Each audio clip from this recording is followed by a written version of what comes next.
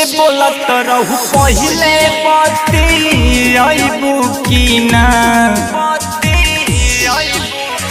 जैसे बोलत रहू पहले बाती आईबू की ना, कि भाई ससुरा के बात तू तही बुकी ना, कि पियावा कहिले बाका का तू दे खई बुकी ना, कि भइल ससुरा के बात तू तही बुकी ना।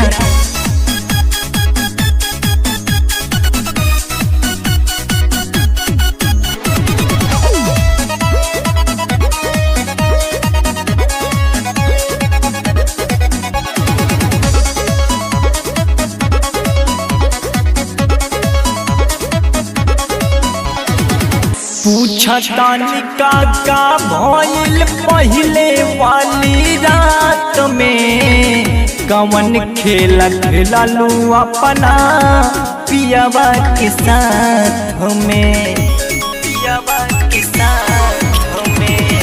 पूछतानी का भइल पहले वाली रात में, कवन खेला खेललू अपना पियावा के साथ में।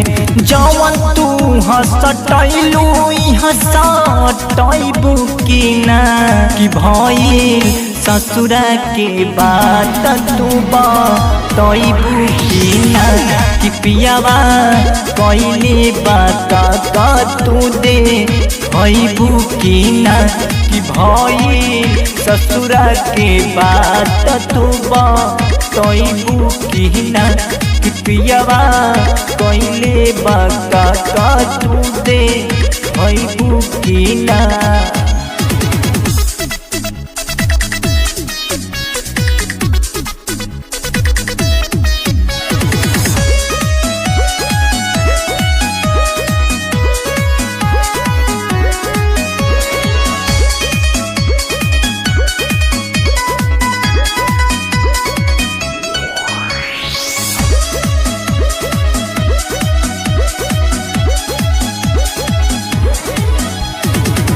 एको दिन कैले की ना तोहरा के मिसी, कैसे कैसे भइल रानी तोहर सरबीसी, तोहर सरबीसी।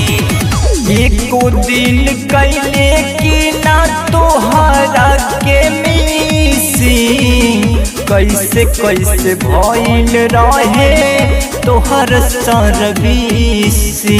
अजय यादव बलिंदरा से पति आईबू की ना, कि भइल ससुरा के बात तू तैबू की ना, कि पियावा कहिले बाका का तू दे खइबू की ना। Aditya digital recording studio Mission Chowk Motihari.